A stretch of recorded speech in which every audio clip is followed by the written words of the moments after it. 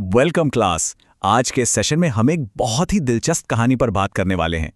GL फ्यूएंस की a letter to God. ऊपर से देखने में तो ये कहानी बहुत सीधी सादी लगती है, लेकिन यकीन मानिए इसके अंदर जो संघर्ष और विडंबना यानी आयरनी छुपी है ना, वो सच में सोचने पर मजबूर कर देती है। तो चलिए इस कहानी के पात्रों और उनके गहरे संघर्षों को जरा करीब से समझते हैं।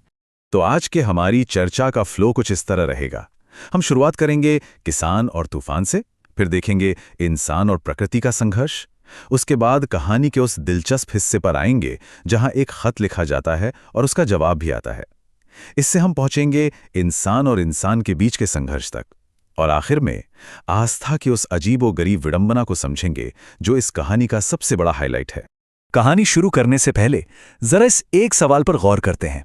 क्या भगवान पर अंधा विश्वास किसी को इंसानों की भलाई और दयालुता के प्रति पूरी तरह से अंधा बना सकता है? थोड़ा अजीब लग रहा होगा सुनकर, राइट?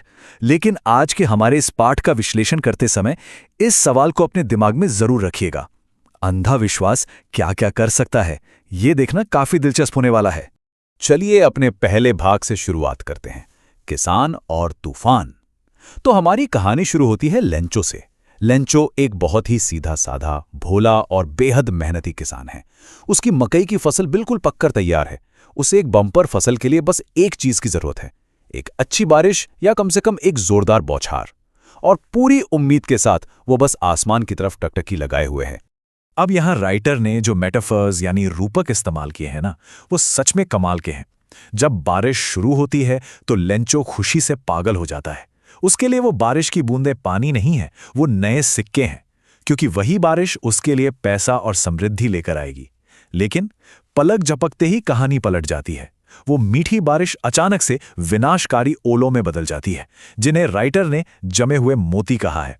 प्रकृति का आशीर्वाद कैसे एक झटके में तबाही बन सकता है, ये इन लाइनों से एकदम साफ हो जाता है। और बस यहीं से शुरू होता है हमारा पहला सबसे बड़ा साहित्यिक संघर्ष, मनुष्य बनाम प्रकृति, मतलब इंसान का नेचर के साथ टकराव।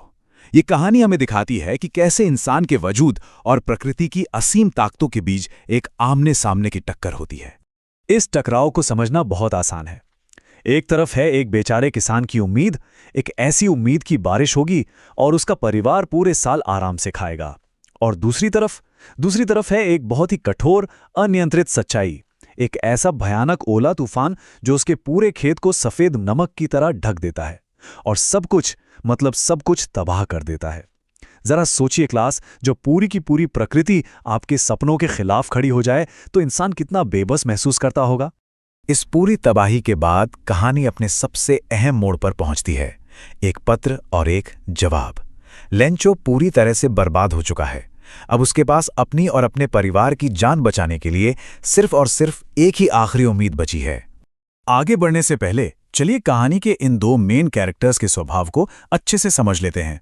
पहला है लेंचो, बिल्कुल सीधा साधा, एकदम बैलों की तरह काम करने वाला इंसान। उसकी आस्था इतनी पक्की है कि पूछिए मत, लेकिन साथ ही वो दुनियादारी के मामले में हद से ज्यादा भोला है। और इसके बिल्कुल उलट है पोस्टमास्टर, एक बहुत ही दयालु, समझदार और सेंसिटिव इंसान जो किसी दूसरे इंसान की टूटती हुई आस्था को बचाना चाहता है। हमारी पूरी कहानी बस इन्हीं दो अलग अलग नजरियों के बीच घूमती है। लेंचो का भगवान पर जो अटल विश्वास है ना, उसी विश्वास के चलते वो कुछ ऐसा करता है जो शायद हम और आप सोच भी नहीं सकते। वो सीधे भगवान को एक लेटर लिखता है। उसे पूरा भरोसा है कि भगवान उसे और उसके परिवार को भूखा मरने के लिए नहीं छोड़ेंगे। अब जब ये लेटर पोस्ट ऑफिस पहुंचता है और पोस्टमास्टर के हाथ लगता है तो शुरू में तो उसे बड़ी हंसी आती है, लेकिन फिर लेंचो की इस अडिग आस्था को देखकर वो अंदर तक हिल जाता है। वो फैसला करता है कि चाहे जो हो जाए, इस किसान का भगवान पर से भरोसा वो टूटने नहीं देगा। और लेंचो ने अपने खत में भगवान से मांगा क्या था? पूरे 100 पैसों। ये कोई रैंडम अमाउंट नहीं है। ये दिखाता है कि लेंचो भगवान से बिल्कुल एक सटीक, एक प्रैक्टिकल मदद की उम्मीद कर रहा था। उसे अपने खेत में दोबारा बीज बोने और अगली फसल आने तक अपने परिवार को जिंदा रखने के लिए ठीक 100 पैसों की ही जरूरत थी, ना एक कम ना एक ज्यादा। लेकिन असलियत में क्या होता है? पोस्टमास्टर अपनी तरफ से पूरी कोशिश करता है।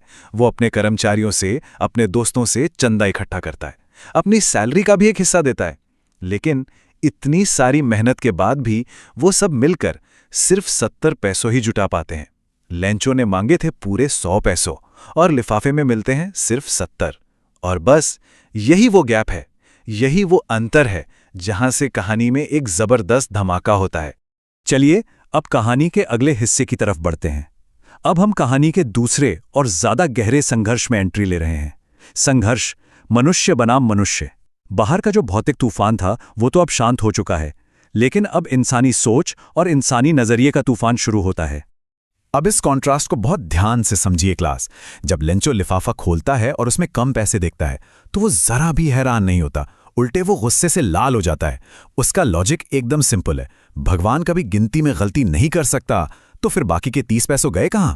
लेंचो सीधा नतीजा निकालता है कि पोस्ट ऑफिस के जो कर्मचारी हैं वो ठगों का एक समूह है और उन्होंने ही उसके पैसे चुरा लिए हैं। जरा सोचिए, एक तरफ तो भगवान पर ऐसा अंधा विश्वास कि कोई सवाल ही नहीं, और दूसरी तरफ इंसानों पर शून्य विश्वास, बिल्कुल जीरो। ये इंसान की सोच का एक बहुत ही कड़ा विरोधाभास है। और इसी के साथ हम आज की इस क्लास के आखिरी और सबसे अहम हिस्से पर आ गए हैं, आस्था की विडंबना। यही वो पॉइंट है जहां कहानी के सारे धागे एक साथ जुड़ते हैं और एक बहुत ही गहरा मैसेज देते हैं। साहित्य में इस शब्द आयरनी या विडंबना को समझना बहुत जरूरी है। आयरनी का मतलब होता है जब कुछ ऐसा हो जाए जो हमारी उम्मीद के बिल्कुल एकदम उलट हो। अब आप लोग खुद सोचकर देखिए, असल में लेंचो के उस खत का जवाब किसने दिया था? उन इंसानों ने। और जब पैसे कम निकले तो लेंचो ने चोरी का इल्जाम किस पर लगाया? उन्हीं इंसानों पर। है ना कितनी बड़ी विडंबना? जिस इंसानियत ने उसकी मदद की, उसी इंसानियत को उसने चोर समझ लिया। और यही इस कहानी का असली सार है। इन तीनों बातों का तालमेल ही इस कहानी को खास बनाता है और ये आपके लिए एक बेहतरीन स्टडी गाइड का काम करेगा। एक तरफ है लेंचो की भगवान में वो गहरी अटूट आस्था, दूसरी तरफ है पोस्टमास्टर और उसके स्टाफ की वो निस्वार्थ मानवीय दयालुता, जहां वो बिना कोई क्रेडिट लिए चुपचाप मदद करते हैं, और तीसरी तरफ है वो शानदार विडंबना कि लेंचो उन्हीं लोगों पर शक करता है जिन्होंने अपना पेट काटकर उसकी मदद की। लेंचो की दुनिया बहुत ही ब्लैक एंड व्हाइट है, बहुत सिंपल है, लेकिन हम इंसानों की दुनिया और हमारे काम बहुत कॉम्प्लेक्स होते हैं। तो क्लास, आज का ये सेशन खत्म करने से पहले मैं आप सभी के लिए एक बहुत ही गहरा सवाल छोड़कर जाना चाहूंगा। अगर हम मान लें कि इंसानों की जो भलाई या दयालुता है वो असल में भगवान का ही काम करने का एक शांत तरीका है, तो क्या सच में इस बात से कोई फर्क पड़ता है कि मदद वाले उस लिफाफे पर हस्ताक्षर किसके हैं, भगवान के या किसी इंसान के? लिटरेचर की यानी साहित्य की असली खूबसूरती यही है, ये हमें ऐसे ही गहरे सवालों के जवाब सोचने पर मजबूर करता है। तो इन कॉन्सेप्ट्स को अच्छे से रिवाइज कीजिएगा और हम अगले सेशन में एक नए और दिलचस्प विश्लेषण के साथ फिर मिलेंगे।